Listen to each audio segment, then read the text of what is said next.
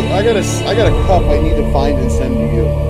It's a water buffalo horn capped in tin and rimmed in tin. It's the perfect size for the gnome.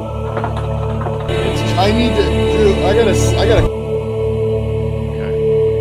Thank God. It's working. I have a full-size, huge drinking horn, but for some reason it's not here. I feel so depressed. Drew. Yeah, just like that with the leather wrap and all. That's exactly the thing. All right, that's the link if you want to look at it. Okay. Later. Yeah, I know.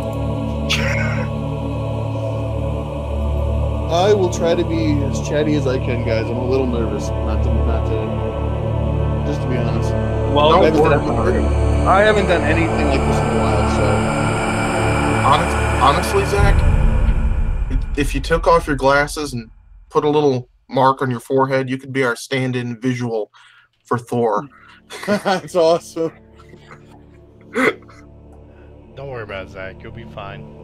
Has everyone got their hammers? Says I was told I have to wear my hammer. Yep. Yes. all right. So, who is telling the story of Mjolnir? Mjolnir. Mjolnir? Yeah. Anybody? Nope. I've got my kind of secretive stuff to hit at the end. Which Yeah. I don't think anybody's going to cover some of this, and if you do, that's totally fine. I can recap in a very different way. Yeah, I'm not worried. If I could remember more of the story other than the bullet points, I would be down. Oh, hey, bullet points are enough for you to make your interjections.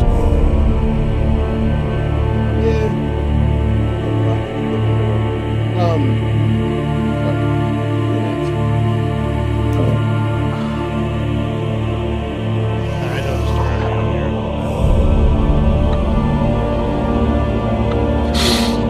I think my internet's really shitty all of a sudden. Yeah, you got a little bit glitchy. Oh yeah, you're frozen. Yeah.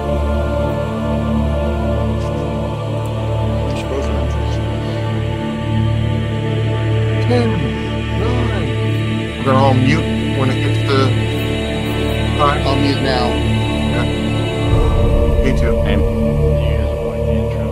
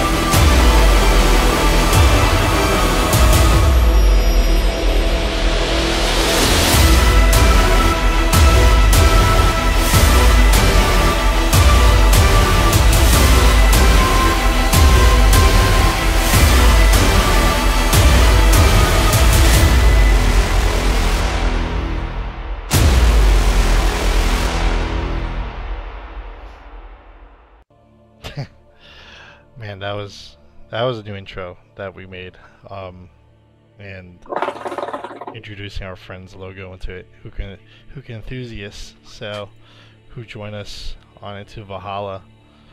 Today we're talking about Thor. I'm excited. on Thor's Day. On Thor's Day. Hail Thor. Is it amazing to everyone else that we still call Thursday? After a god that existed thousands of years ago? It's amazing to me. True. Yeah. Last time we talked was about Odin, and Odin is Wednesday, right? Odin's Day. Wednesday, yes. Yeah. So today, Wotan Day. which one?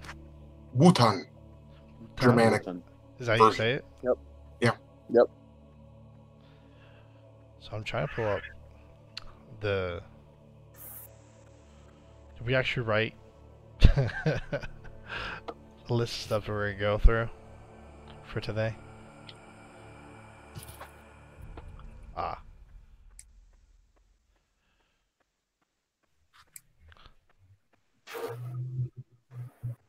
Okay.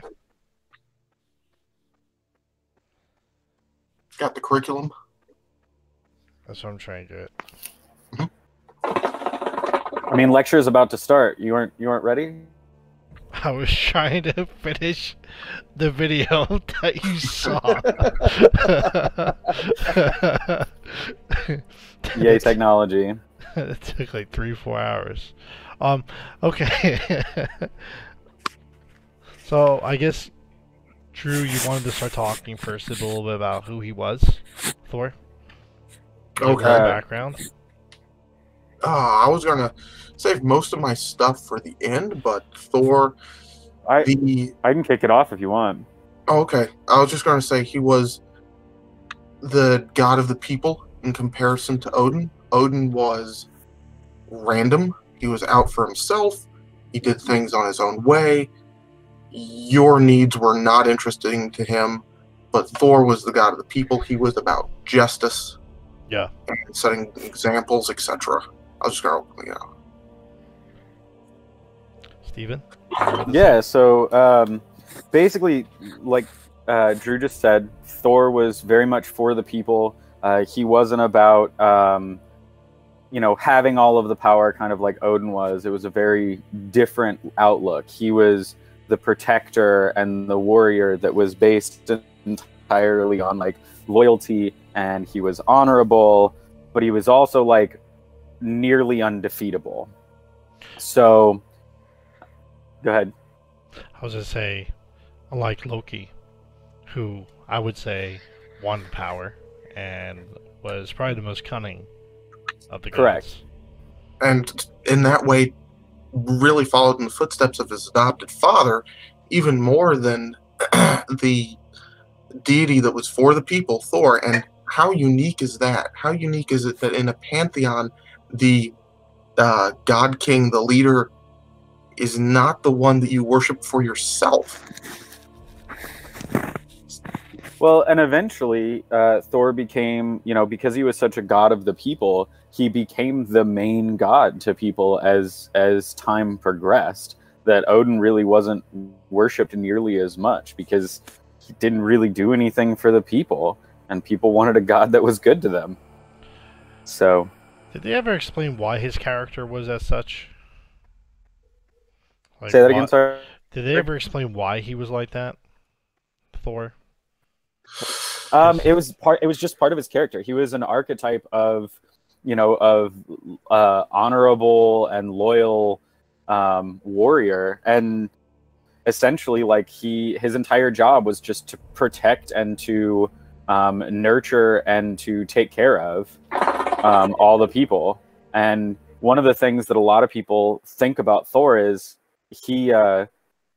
everyone sees him as this warrior, and he absolutely was that. He was this warrior that was unmatched in strength, and he wore a belt that was called Mjolnir. Maybe? Stop laughing at me, Drew. Which I looked up, and it literally means power belt. So he wore a power belt. But he, that doubled his power, and he was essentially unmatched. And he had this huge hunger and thirst that was almost, unable to be fulfilled. But he was also the god of hollowing, like Hallow. He made things that were sacred, and he blessed things, and he nurtured and brought life to the soil for the people. He blessed marriages. He did a lot of really cool things that were very much for the people. They weren't for rulers and criminals and thieves like Odin was. He was definitely about trying to protect and take care of all of his people. Another part that fits in with that, you were talking about his whole archetype. The other side of his archetype is the quintessential storm god. And when people think about Abrahamic religion, they think, oh, storm god means violent, angry, emotional. Well, not really here. Storm god relates to, as you were saying, agriculture. Mm-hmm. It was the fertility of the soil. It was the rains. Storms were incredibly good things. Yes. So, well, and like we talk about regularly, that a lot of that comes down to where they lived. Rain was not something that happened all the time. So they prayed to Thor because he was the god of thunder, and Mjolnir's hammer represented lightning, and he was all of the he was supposed to control the rain and the wind to make sure that they had weather that would be good for crop and agriculture. So he was very much represented in that way. Right. So you could say, in a sense, that the last time when we were touching on feasting, or was that the time before? I think it was the last time. But we're touching on feasting and the winter gigantic displays of food, where Odin would show up and be an integral character. All of that would have been seen as a providing from Thor. It would have been his efforts of being the agricultural fertility, vitality god that produced what made that giant feast during winter possible. Right. So before we get into a little bit more of Thor, do you guys want me to go over like where he came from, how he's related to the other gods a little bit? Yeah, absolutely. All right. So one of the most interesting things that I found in, let's be honest, I did research to learn these things. I don't just know these things. Is for being the protector against the giants, and the giants representing chaos, he very much did not like chaos. He's actually 3/4 giant, so that's fun. His dad Odin was a half giant, and then his mom Jord was of giant ancestry. And I thought that was particularly interesting that that was, his makeup essentially. But he, he represented courage and sense of duty. He was unmatched in physical strength. And one of the words that I saw pop up more times than not was indefatigable. That he was the indefatigable defender of the Aesir gods and Asgard from the giants. And pretty much that's what he did. He took care of not only his home, but he also took care of Midgard. And one of his biggest foes was the serpent that is wrapped around Midgard, which is named Jormungand.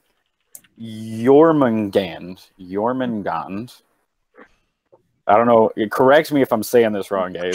Just saying the Midgard serpent, I think, will suffice. Yeah, sure. So the Midgard serpent, and he basically wanted to fight that thing anytime that he could.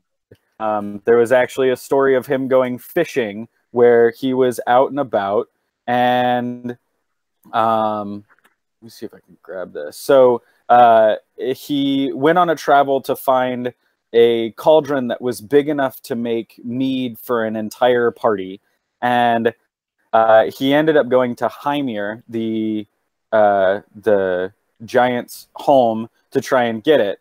And Hymir slaughtered 3 bulls in hopes that it would feed Thor for the weekend that he was in town. And Thor is a glutton, and so he ate all of them in the first night. And Hymir was really mad about this. So then Hymir was like, all right, you have to go fishing and get dinner for the next couple of nights while you're in town, essentially. And so Thor was like, yeah, cool. And he went and took the heads of the 2 biggest bulls that were left for the fish, and went and caught a couple of whales. But then he actually snagged the Midgard serpent on his fishing hook, and through strength actually punched holes in the bottom of the boat with his feet, staying so planted trying to fight this thing that Hymir chickened out and cut the string and was like, no, we're not doing this, because he was afraid that that was going to start Ragnarok.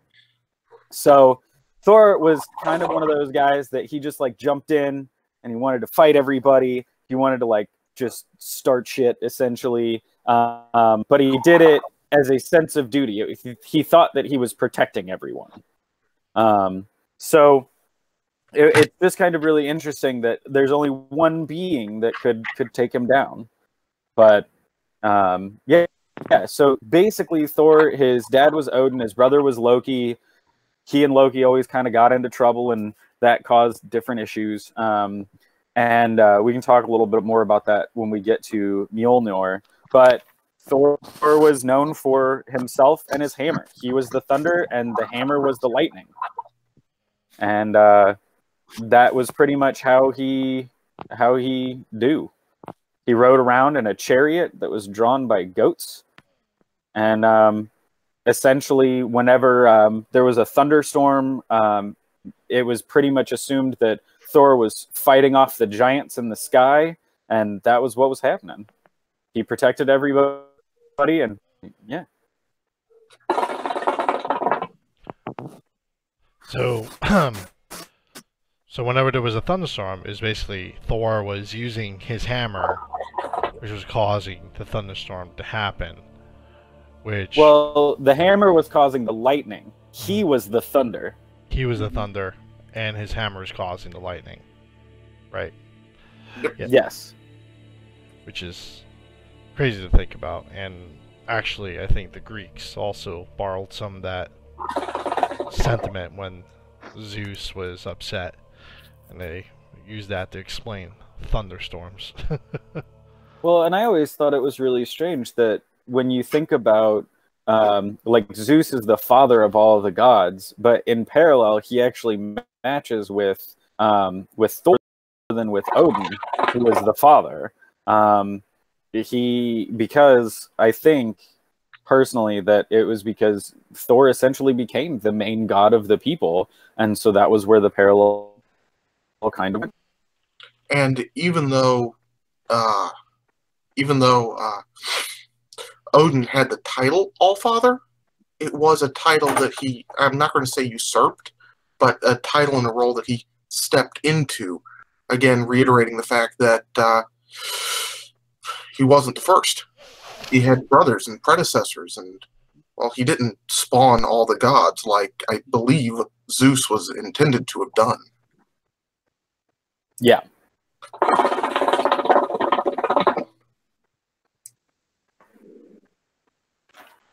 So one of the other things that I thought was really interesting was like Thor's role specifically in like marriages, and like I was saying, like the following, like he was basically appealed to for protection and comfort and blessings, and he was specifically called upon to hollow weddings, and apparently his hammer could do it all on its own. Like he didn't even really have to be around. People would try and summon just the hammer, and that was good enough for them.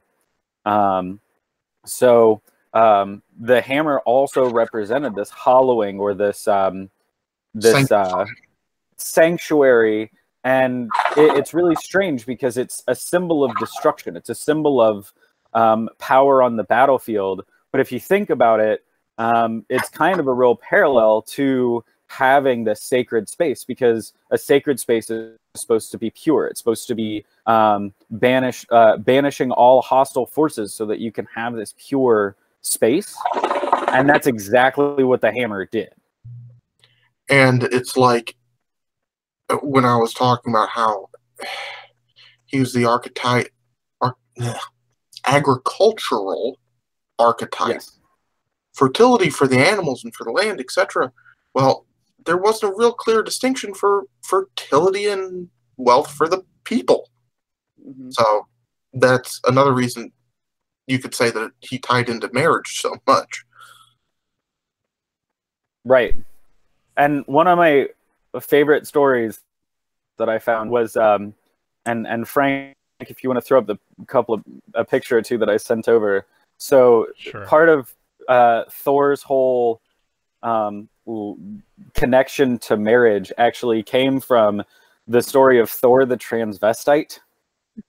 And essentially, Thor's hammer was missing when he woke up one day, and so he was real mad. Say that again? Those pictures. Okay. Let me go get Yeah. I thought these pictures were great, and I think that you guys will enjoy it. But essentially, his hammer was stolen, and he immediately thought it was the giants, and he thought correctly. And so Freya, or Frigg, owned falcon feathers, which could shapeshift someone into a falcon. And so she gave one to Thor and Loki and was like, go find the hammer. This is really bad. Asgard is no longer protected. And so they found Thrym, the giant, and he basically was like, yeah, I stole it. I hid it way underground, and you can only have it back if I get to marry Freya. That was his deal. And so Thor was like, this is a terrible thing to say, because apparently he was also hideous. And so he flew back. They all discussed it. And Loki was like, hey, what if we trick him and dress up Thor as a lady, pass him off as Freya, and then send him off to get hitched? So Thor was like, nah, this is a terrible plan. And they were all like, you're outvoted. You have to dress up like a lady. And then send him off I remember that to story. go get It was hit. hilarious. We all have those kind of friends. Yeah. I mean, it happens, I guess. And so doing his due diligence, he went along and they had the dinner that they were going to have. Yeah, so there's a couple of pictures of Thor looking all angsty in a dress. So they rode up and Thor ate like he normally did. And Thrym was kind of suspicious, like, what kind of lady has an appetite like this creature that just showed up at my doorstep? And Loki smoothed it over. He was like, the goddess has been so lovesick for you that she hasn't been able to eat for a week. And he was like, all right, I guess that makes sense. So he had an overcoming, he couldn't overcome this desire that he had to kiss the bride. So he peeled back the veil, and the eyes that glared at him were so intense that they almost burned holes right through him. And they were like, no, it's just because she hasn't been able to sleep and whatever. And so the ceremony followed, and as customary, the hammer made an appearance to hollow their union. And then Thor was like, haha, my hammer, and then smashed through him in the face, and then went back to Asgard. Yeah, how's that for a first wedding kiss? Boof. I mean, I would not want to always take that wondered hammer if to he the changed before heading home. let me see. So I don't remember if it says. Do they actually say if he gets changed before he goes home? I don't It think they says that do. That's it says makes me that he laugh. returned to Asgard and then changed. Oh, wow. So he went the whole way home. Dressed yeah, like that. and Thor is still known He's like, as I'm this sexy as fuck, badass. bitches. Yeah, and he's like, he's still known as this badass, and it just shows that you could be a badass and wear a dress, I guess. Yeah. Life lessons. That reflects a lot of their open gender concepts, just Yep. that the story was written that way. Yep. That was a good story. There's a lot of funny stories in the lore for Norse mythology, I found. Yeah, Mhm. that one was real funny. The one about him eating his goats is a little bit more disturbing, but Yeah, they're fine. I mean, yeah, like he eats the goats because he's so hungry he can't take it, and then puts the bones back in the hides, and then Mjolnir does its thing, and then the goats are back, and they take him home on his chariot. And It's the perfect emergency snack. yeah, I just want to know, and I don't think it's recorded. If the goats came back, they were like, "What the fuck, man? Come on, I thought we were friends. can we not do that again?" It And the hurts. answer is no. So, Yes. So there's the pictures of Thor riding around with his goats. I mean, they don't look particularly tasty to me, but they look kind of angry. But I'd be angry too if I got eaten on a regular basis. I mean, these pictures show a modern reference, at least, to Santa and his sleigh, which is a good difference. For people wondering where the story of Santa and his sleigh came from, it actually comes from Thor riding his goats, and the goats are actually the reindeer.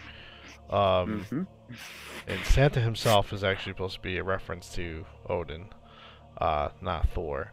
I'm not sure how they mishmashed those and created the modern Santa. When we get into... It was mismatched. Yeah. Oh, go ahead. I was going to say, many of those kind of mishmashes that you see that come up in pop culture tend to come from the Christianization eras, where because it was outside people hearing parts of stories and pasting things together so that they would convert easier. Definitely, and that was like the later Germanic to Anglo-Saxon alterations as well, when a lot of confusion, to say the least, happened. That's interesting. We'll definitely cover that in our holiday episode. Yeah, For sure. that's a lot of stuff to talk about.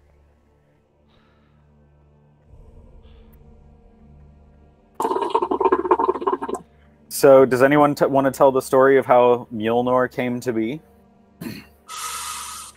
Ooh, it's a big one. I'm ready. Yeah. So I'll say a little bit about it. So, Loki was the trickster of all the gods. If people don't know who Loki is, he is one of the gods that is the son of Odin, and he, Adopted. yeah, Yeah.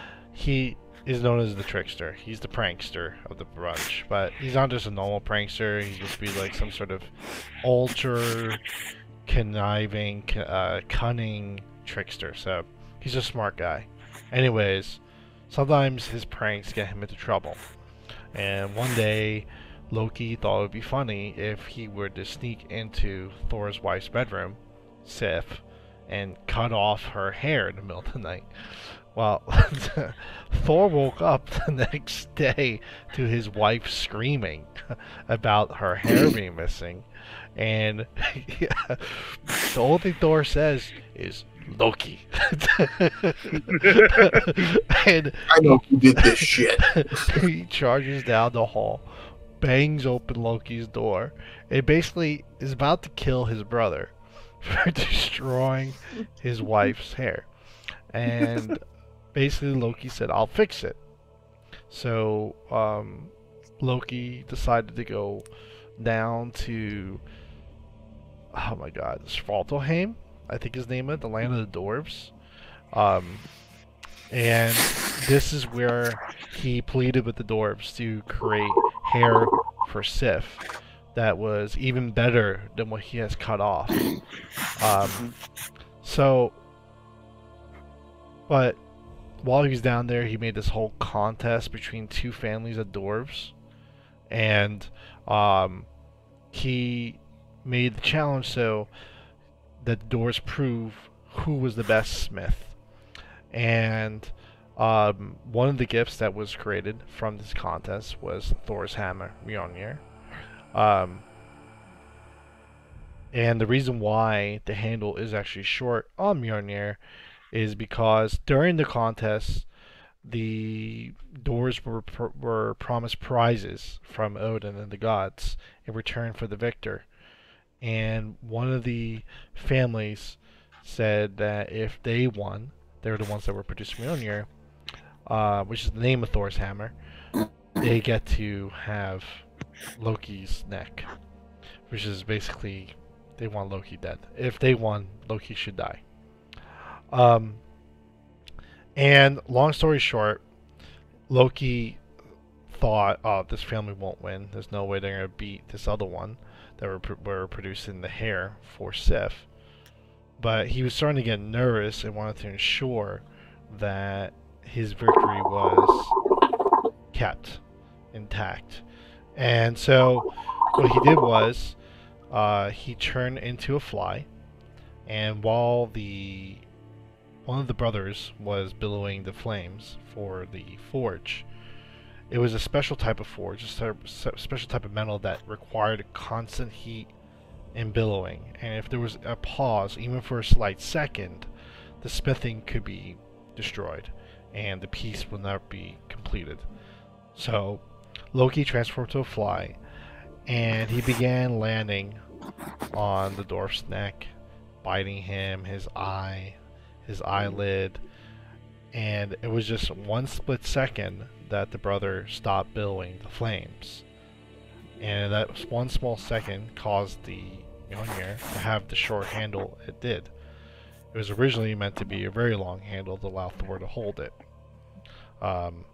And when the dwarves finally presented their gifts, and the dwarves finally presented Mjolnir, the hammer, to Thor, he was impressed by it. Even though the handle was short, this weapon could strike wherever his eyes were set upon, or whatever he focused upon. Like if he wanted that giant to be destroyed and he were to throw it, it would truly strike its mark, destroy its target, and return to its owner. So this weapon was, for Thor, priceless. And I think in the end they won, and I think Loki had to comply, but he did it in some sort of sideways way where he got out of the dealing. I forget exactly how he got to live, but that dwarf actually did win the contest, or if I remember correctly. That's the end. The end part I don't remember entirely. If I remember correctly, something about the deal was broken, and so the dwarves were happy with just having Loki's mouth sewn shut, so that he wouldn't make any other agreements that were dumb and pit people against each other.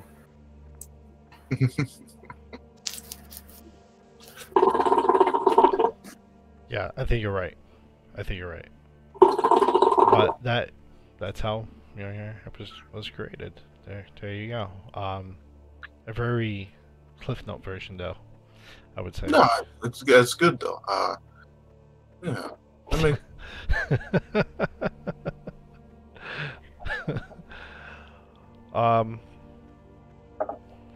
you know, Thor is one of those archetypes that you can go on forever, and there's so many stories about him that involve the other gods that trying to explain him in a 45-minute conversation is very difficult. But you know, the more you know about him, the more you understand why he's such a prominent figure in pop culture, in my opinion. and yeah, absolutely archetypal. Every single mythology out there has a trickster. Sometimes they're bordering more on beneficial teacher, other times more malevolent little conniving jerk. So yeah, absolutely. The very strong archetypes, even Jungian archetypes, are so clear and present throughout Nordic mythology. It makes the characters very, very, very relatable, and on the other hand, hard to explore all facets of their personality.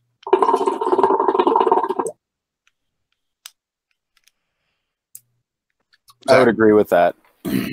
Zach, do you have any quips to add to that explanation of Mjolnir's fortune? No, I think that's pretty accurate. We're good there. The only thing I would add is when you were talking about the trickster and also the thunder god, you see it throughout mythology of related cultures that it relates to the Norse. They all connect back. They have very similar stories as they've traveled through the immigrations. And so you have Pantheon on top of Pantheon with these archetypes that, again, are relatable but very complex. Yeah. I think you're right, Zach. Yeah. I was going to bring up, I don't think anyone in this chat saw the intro yet for the show. Do you think we should show them before? Let me see. Did you guys like the intro? I liked it. Yeah. Would you guys mind if I show it one more time? Go for it. For it. So guys, we created a new intro because Hookah Enthusiast is helping us out so much with this show. So, you know, we decided to brew up a new intro, include them. I think it came out pretty awesome, so let us know what you think. Let's pull it up really quick.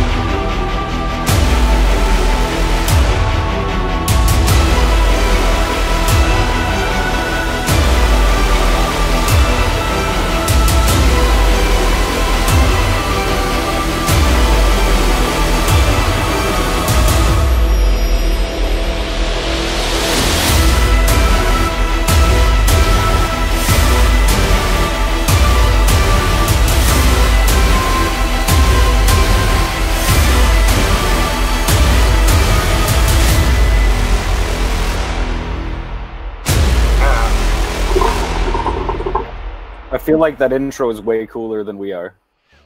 Oh yeah, and I'm kind of glad that it no longer has my deep, gnarly introduction voice, because yeah, I was getting a little self-conscious about that. I can put it back. No. Please put it back.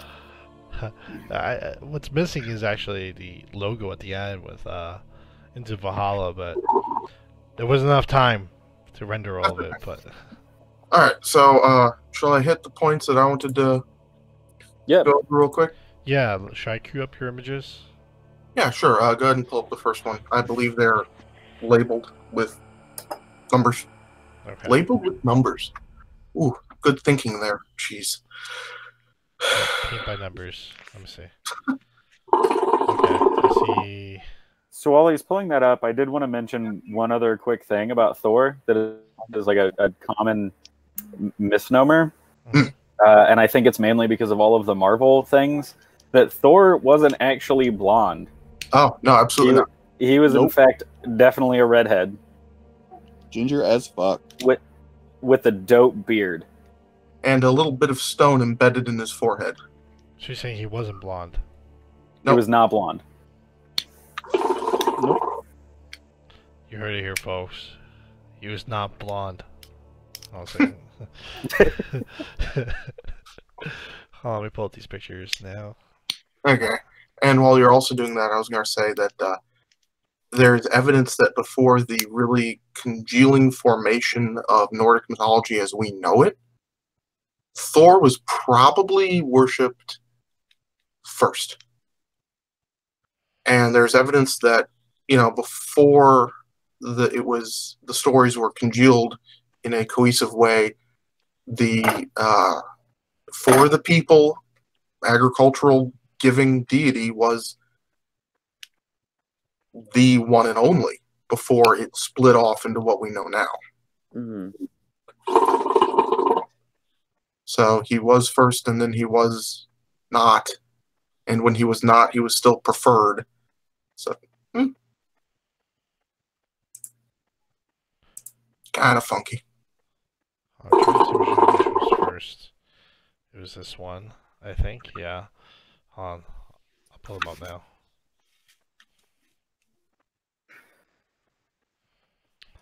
This is my fault, guys. Okay.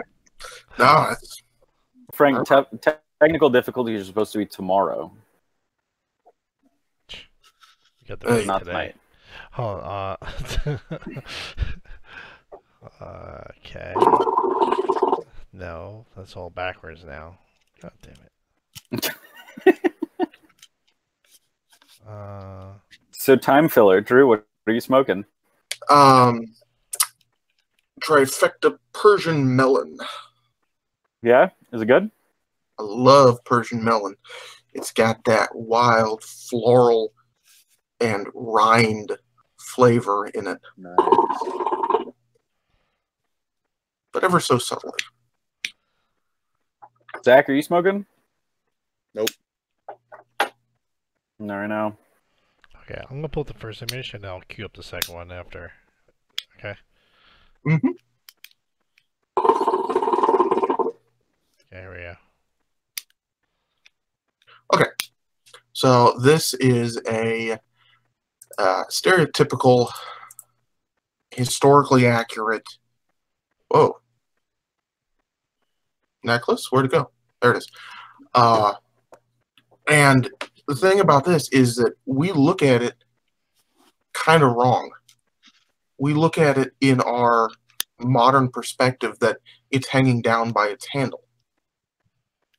And a lot of that partially comes from the fact that it had a shorter handle. And people would say, oh, well, there it is. It's a hammer pointed down, a little nib sticking off the top.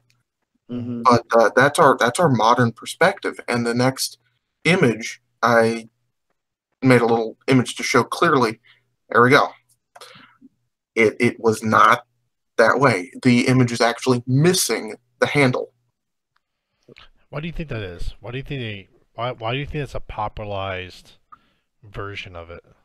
Because when they worshiped Thor, the figures they made of him were subject to decay over time, and there's an image showing that eventually, where the wooden handle on the images worshipped would decay and fall to pieces, and the anthropologists and archaeologists would find just the head.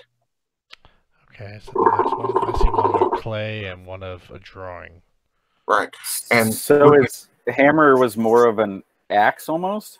Yes, absolutely. It had one bladed end, and that bulbous side on the other was the striking hammer head, the short little striking part, but it had a blade to it, which connects with who I'm going to mention in a while, Purin, his Slavic twin? Question mark? So I see Cousin, that. of course. Hmm? Cousin.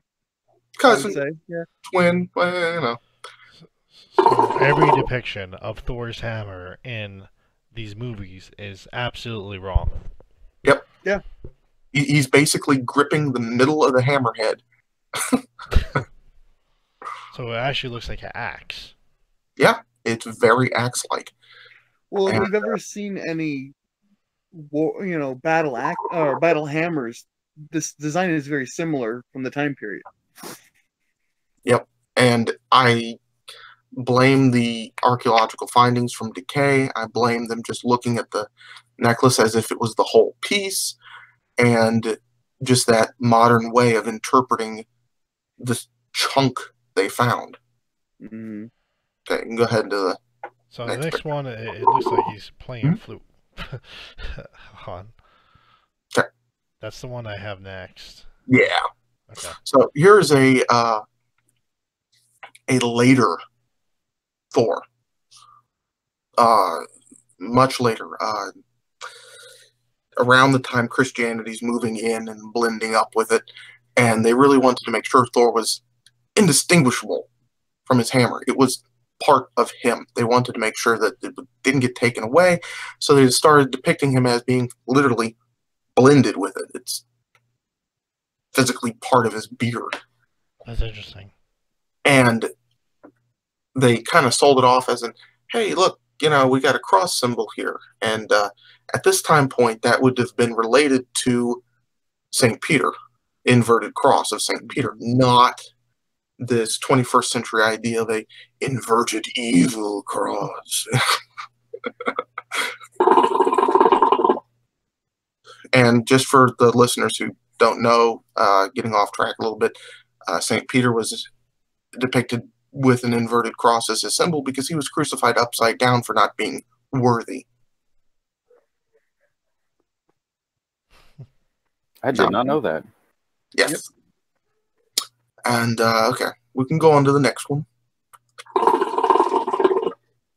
Here was a little illustration that showed the type of statue rock-cut statue, like a standing stone, but with more detail of how they would set up a little worshipping area for Thor himself, and that the wooden rod that held the stone hand to the stone head of his hammer axe blade weapon just disappeared and decayed over time. And so, of course, he was worshipped in natural settings, as all of the Nordic deities were, out in the open, in the elements. And I found very little to say what kind of elements, but there were a few mentions of him being worshipped near water, waterfalls, rivers, streams, because of the life-giving agricultural connections, but also because it tied in with ironworks and forging and metals needed water.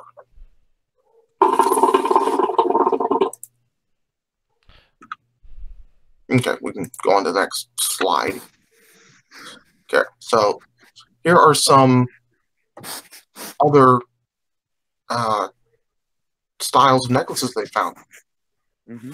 We would probably not associate these with being hammers if this was what was populated, the Type 1. Now, the Type 2 is not considered Thor's hammer. Type 2 belonged to Purn, or Pern, the Slavic cousin, the archetype of Thor, which they had in their mythology. Mm-hmm. And boy, oh boy, the similarities here, just in some symbology they used. So close. So close.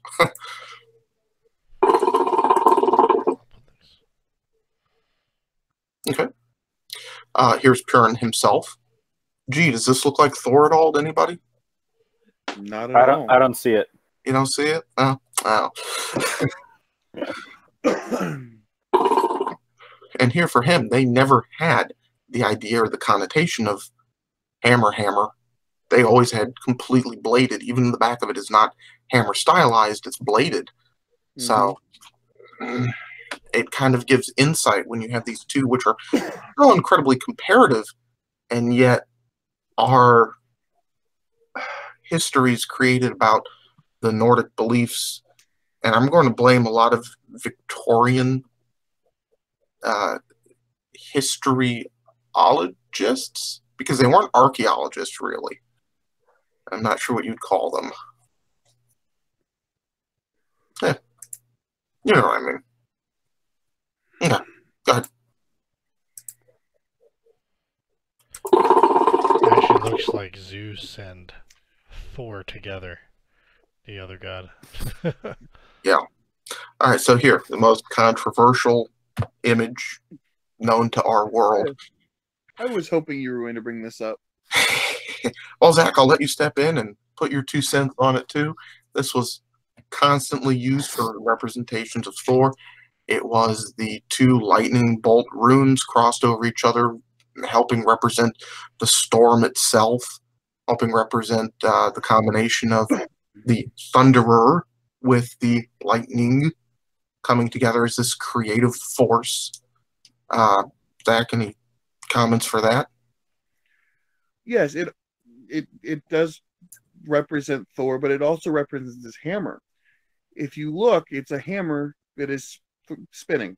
He was known for throwing his hammer and it would return to him. It also represents sacred geometry within the Nordic people's view, that the changing of the seasons in year, because if you follow the Big Dipper on the equinoxes and the solstices, it actually forms a swastika, or more correctly for Northern Europeans, Thalfa. Right. Or fly foot, or however you want to say it. But yes, it's the 4 different seasons as reflected by the Dipper. And of course, what do the seasons control? Agriculture for them.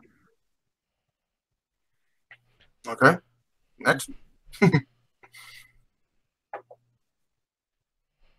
Not to mention it was red, which helps tie it to Thor. Now, this one is the biggest surprise for me, and I could go through... Go ahead. I could go through a ton of etymological similarities But this is Hathor. And even in that name, you can hear it. And in the Egyptian, the H's were silent, so it was Hathor. And she was represented with the oxen and the bull and strength and fertility and everything almost Thor was represented with, but in a feminine aspect. And they definitely existed at the same period of time. But again, it's that archetype, and you see it across the globe. The name Mm-hmm. is almost indicative of Thor. It's almost they took his person and they transformed it into a woman to provide inspiration in their own culture. Because at this time, actually, and this is going off the beaten trail, but the Egyptians were attempting to reconcile their own mythology because it was so disjointed. I think it was the last image that I have from you. I believe so, yeah. Yep, and just so we don't end on an Egyptian image, why don't you go and flick back to one of our Thor pictures. Okay. So one thing that I did want to add, and this is something that I always found interesting about the symbol of the swastika, is Should we come back to that? before it was. I mean, you don't have to if you don't want to, but before it was represented like in common culture with Germany during World War II. It was actually originally a symbol that was painted on the inside of the noses of planes, because it represented, like, it was supposed to be a symbol or a rune, essentially, of safe flight, which makes a lot of sense when you know that it comes from, like, this Norse mythology and what it represented for them. Like, it was the hammer flying through the air and then returning safely. And that was essentially what it meant for a very, very long time. Was it was supposed to be the symbol of flying and then returning safely. And across the entire globe, the Native Americans in America, they used it for good luck symbols.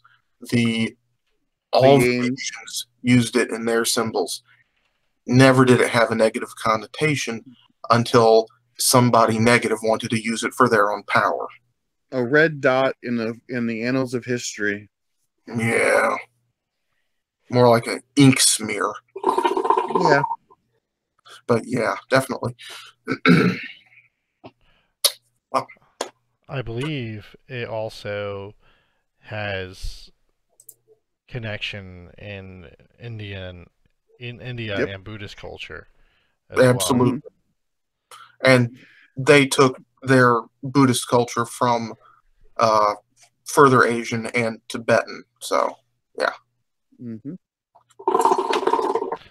It's interesting because they all have similar meaning, and I believe in India it just means good or well, and it's interesting that that's what the symbol originally meant to the Norse people when they derived it, and how it translated through history to this day. There's a lot of stuff like that where in Norse mythology it translates to today.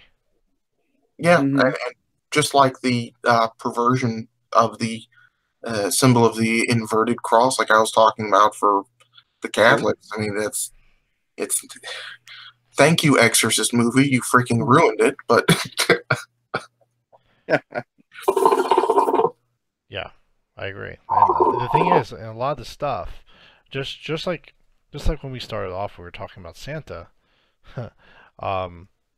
You know, a lot of the stuff changes through history, its meaning through the inception of Christianity, and all these stories change to basically adhere to what people thought or trying to say at the time. The new propaganda. Yeah. Yeah. But, you know, how would you say... Let me ask you this to you guys. Since studying Norse mythology, how has your perception of the world changed since learning about it? Mm, mm, for me, I would say it's changed because I've realized how many wide swaths of individuals in modernity no longer care to understand what they have all around them. Mm-hmm. It's all around them, and they will take the lightest skimming crust of knowledge, of explanation, and just couldn't care less to actually understand the core. So that's incredibly depressing, but I guess that's part of what I've, throughout all mythology studies, I've realized that. I mean, I think that one of the things I realized was one of the easiest ways to convince people that you're right is to adapt something that is similar to what they want to believe. Like, Mm-hmm. there's so many parallels between Norse mythology and Christianity, for the simple fact that Christianity essentially took the ideas and then embedded it into their own religion in order to try and gather the pagans in the area to try and get them to support Christianity. That it's an amalgamation of all these different ideas that are coming together instead of like one steadfast concept that people have. And here leads into something that I had mentioned in the Odin discussion, I think, but that at a point during the transitions, it was popular to call Thor a red Christ, and the Christ of Christians the white Christ. And Zach's laughing. I think you know what I'm talking about. Yep. And how for them, white kind of also embodied the what's the word I'm looking for? Ineffectual, lily-livered, weaker, yet possibly more intellectual persona. And red, of course, beyond him being a redhead, was that life, blood, energy, vitality kind of connotation going on. So, Zach, anything to add to that? No, not to that. Go ahead. It's it's like it was there, not a lash back at the integration, but trying to keep a clarity. It was, I don't think it was intended to be like insulting. Yeah. But it could have been.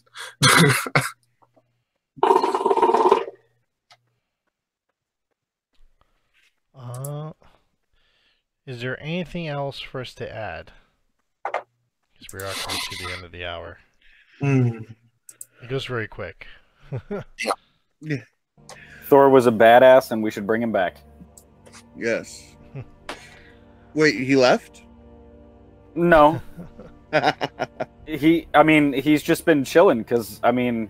Bring him back to public consciousness. Yeah, like, he's not around because, like, all the giants got defeated a long time ago, so people kind of, like, forgot about him.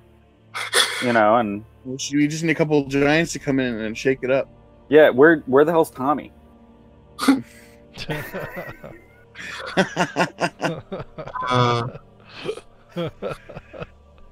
He's somewhere up there in Nephilim, right? Yeah, totally. You would think you would have noticed his appetite affecting the world by now. Oh boy. But we are at the top of the hour, guys. Thank you for tuning into this episode of Into Valhalla. We will be back in 2 weeks. Anything you guys want to say before we tune out?